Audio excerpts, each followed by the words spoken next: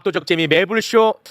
뭐 이래저래 다 기분이 좋습니다. 네. 저희 또 비염도 지금 또 비수기에 접어들어서 아, 그래요? 너무나 행복한 하루하루를 보내고 있습니다. 행복한 와중에 사과 말씀으로 시작을 해야 될 것 같습니다. 지난 금요일에 최상병 특검 법안에 조경태가 찬성했냐 불참했냐를 두고 네. 아주 설왕설래 아주 뜨거웠었죠. 국회 전광판을 보면 분명히 조경태 의원은 불참으로 네.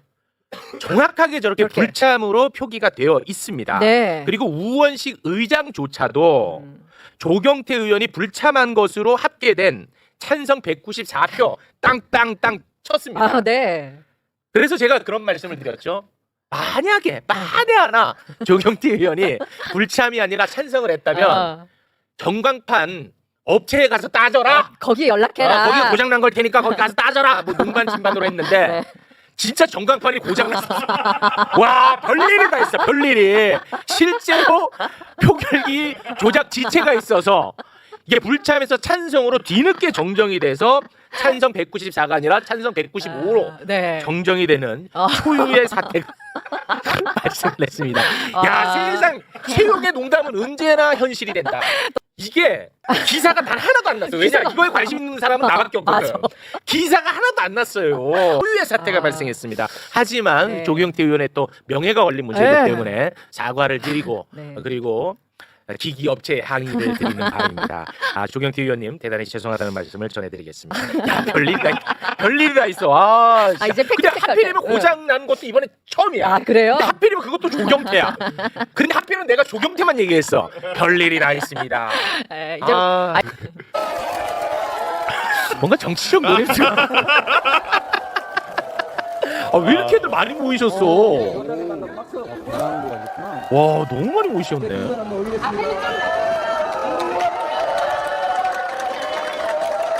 앞에 다니신 것 같은데. 이겼다.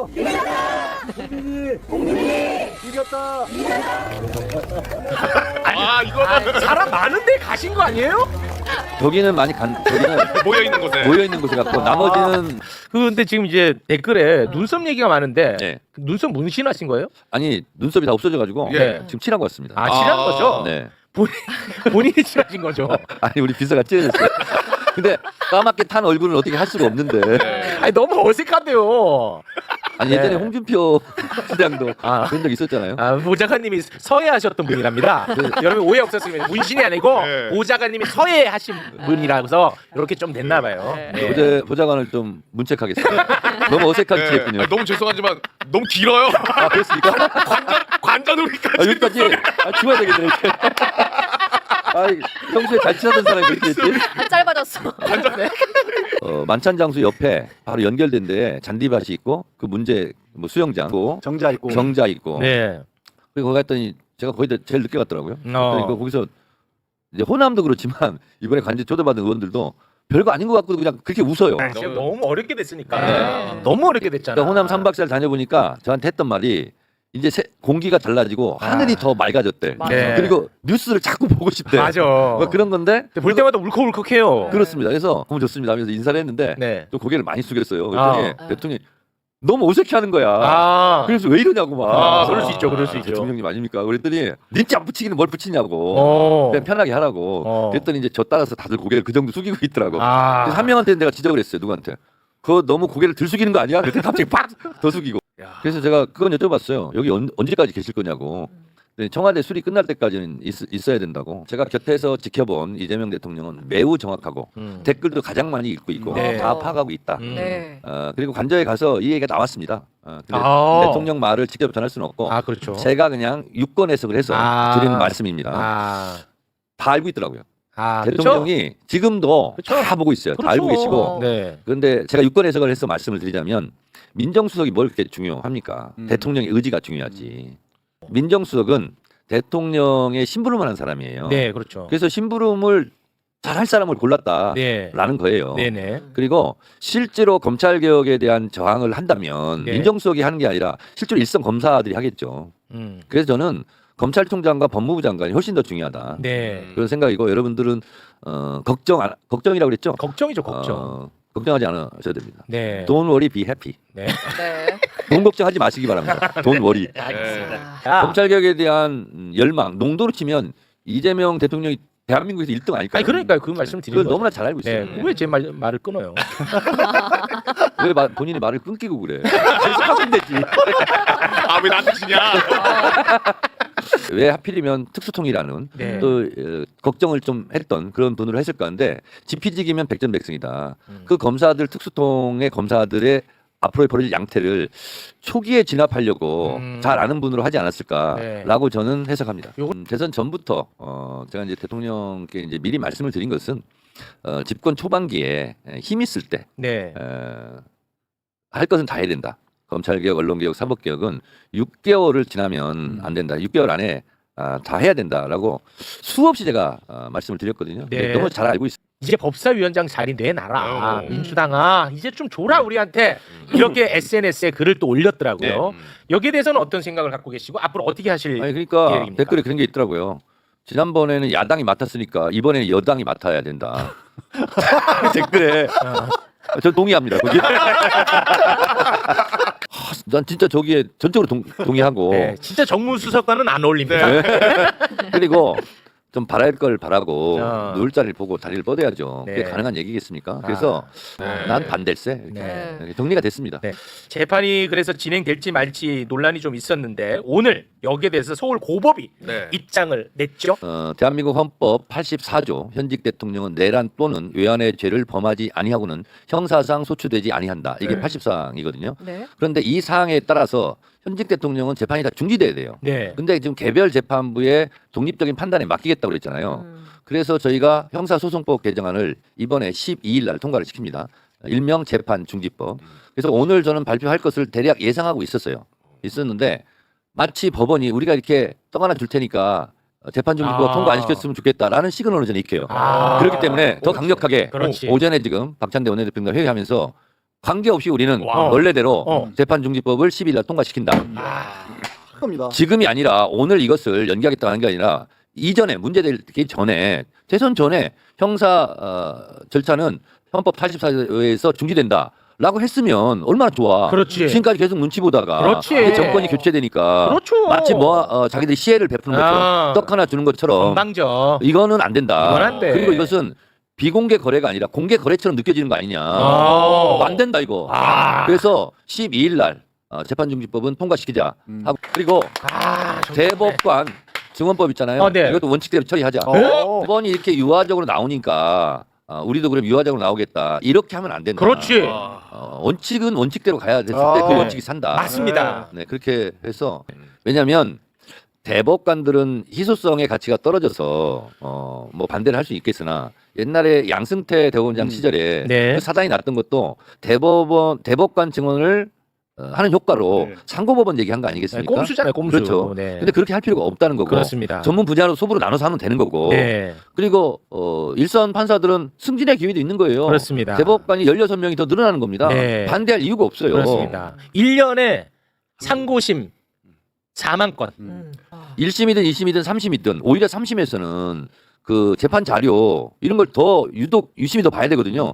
근데 너무 산더미처럼 쌓여 있는 걸 안 보고 예를 들어서 뭐 연구관들이 뭐 해주는 대로 이렇게 한다는 것 자체는 헌법에 보장돼 있는 재판받을 권리 그렇죠. 그걸 침해하는 거거든요. 그렇습니다. 그래서 헌법적으로도 보나 아니면 그렇죠. 법원 사정으로 보나 국민의 이익적인 측면으로 보나 네. 대법관을 증언하는 것을 반대할 이유가 없어요. 그렇습니다.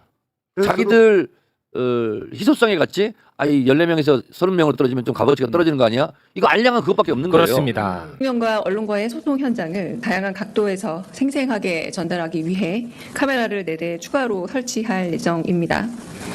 대통령실 대변인과 관계자들만 비추던 기존의 일방적인 소통 방식에서 벗어나 기자 여러분이 질의하는 모습과 현장 상황을 쌍방향으로 생생하게 전달하겠습니다.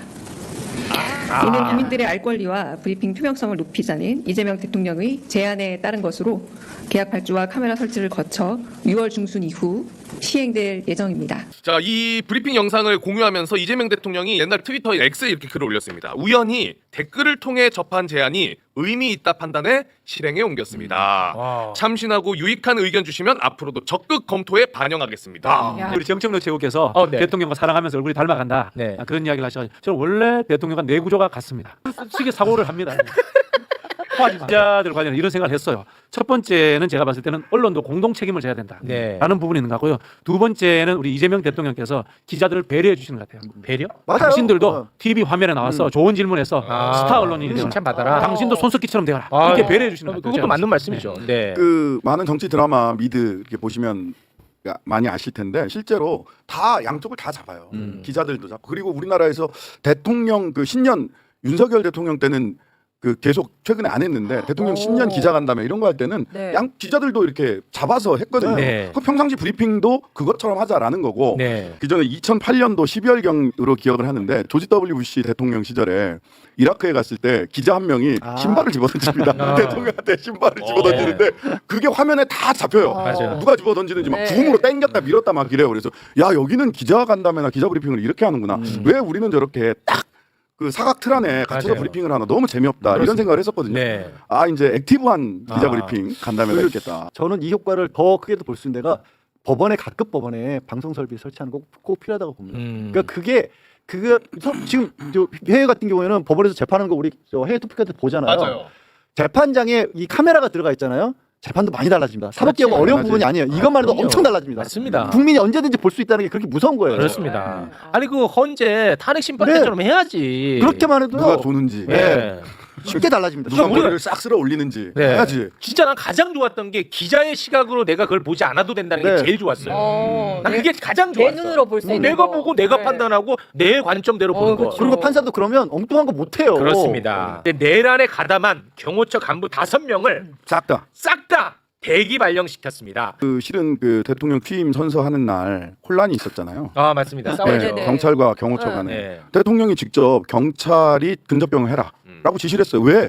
나라도 그렇게 할 것 같아. 그렇죠. 네. 생명의 위협을 느낄 수 있는 상황이에요. 네. 그 총 들고 야 칼 쓸 수 있어? 총 쓸 수 있어? 그 명령을 받들었던 사람들을 어떻게 대통령 그 근접경호를 시킵니까? 네. 사실은 그날 즉시 했어도 국민들이 아무도 뭐라고 안 했을 것 같아요. 이 사람들. 네. 너무 당연한 조치고요. 너무 당연하죠. 저는 차제에 사실은 법을 내놓기도 했는데 대통령 경호처 직제를 소속을 경찰로 이관하는 것까지 적극적으로 검토해야 된다고 생각합니다. 네. 외국의 선진국들은 대부분 경찰이 경호하고 있어요. 대통령. 네. 사람의 문제가 굉장히 중요합니다. 특히 윤석열 일당에 부하 내동했던 경호처 직원들을 네. 어떤 방식으로든 속아내야 된다. 그렇습니다. 이게 가장 중요한 첫 번째 과제가 아닌가 생각이 들고 다시 2차 회의를 하게 됐습니다.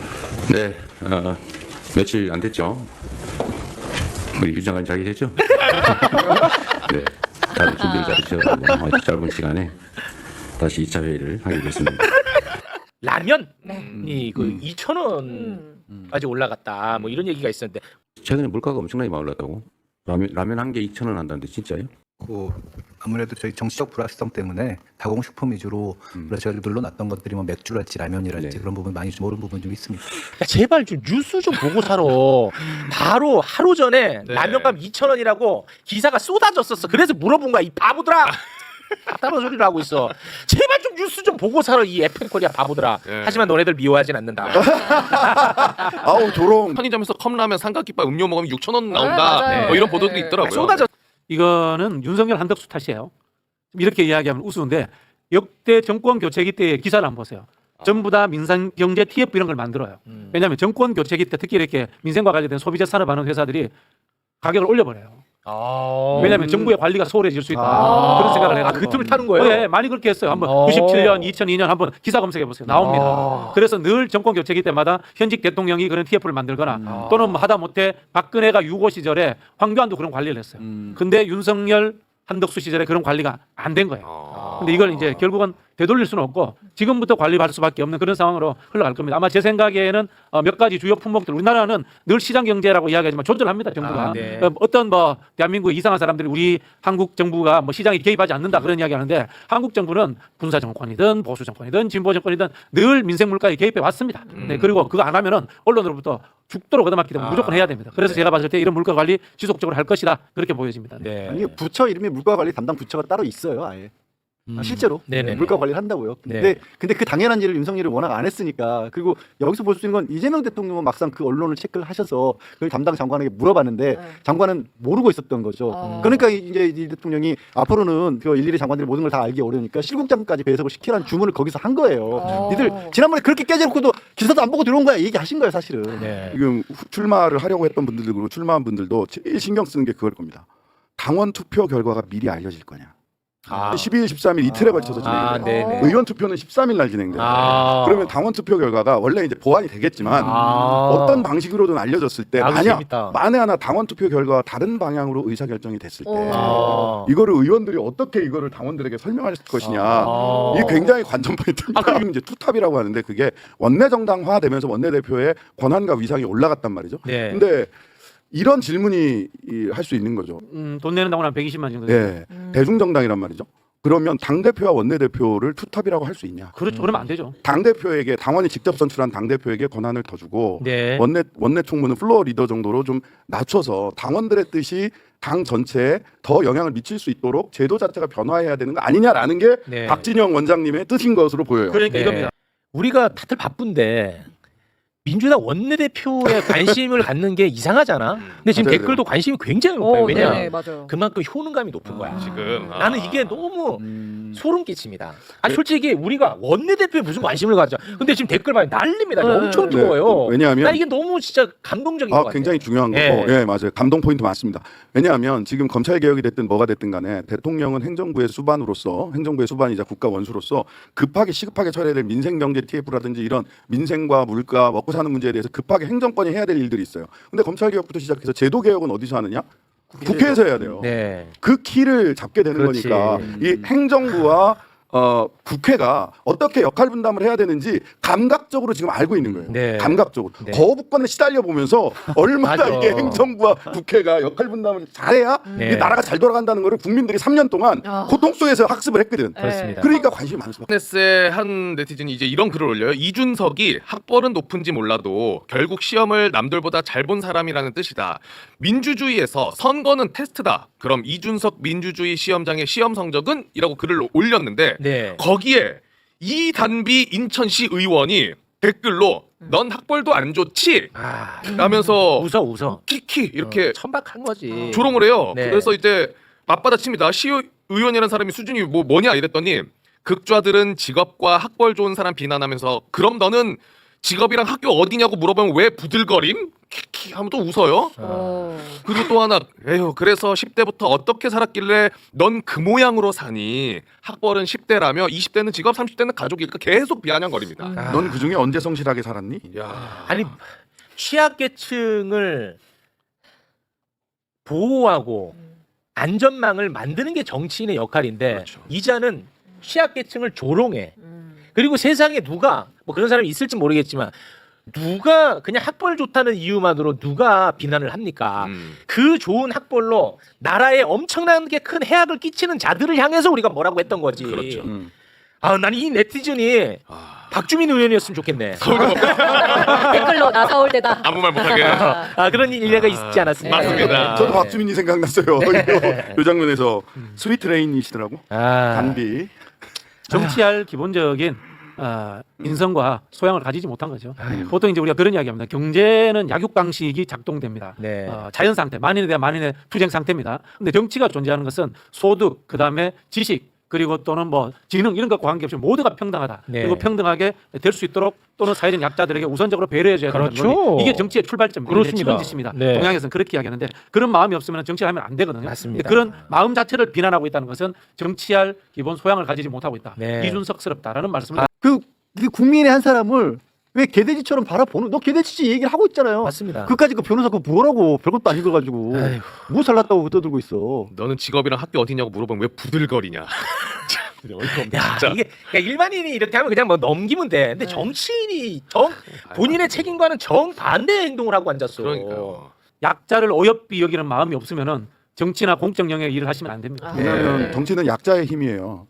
그 자본주의는 일주 일표잖아요. 돈 있는 사람이 힘이 더 센 게 기본적으로 이 시스템이거든요. 근데 정치는 민주주의는 1인 1표지 않습니까? 그러니까 돈 많은 사람이나 약한 사람이나 똑같이 한 표의 힘을 가지고 있는 거라서 정치는 약자의 가장 큰 무기이자 힘이거든요. 네. 그 본질을 이해하지 못하고 정치를 또 다른 방식의 자기가 우리 그 서민들 국민들을 지배하는 수단으로 생각하니까 이런 얘기가 나오는 겁니다. 예.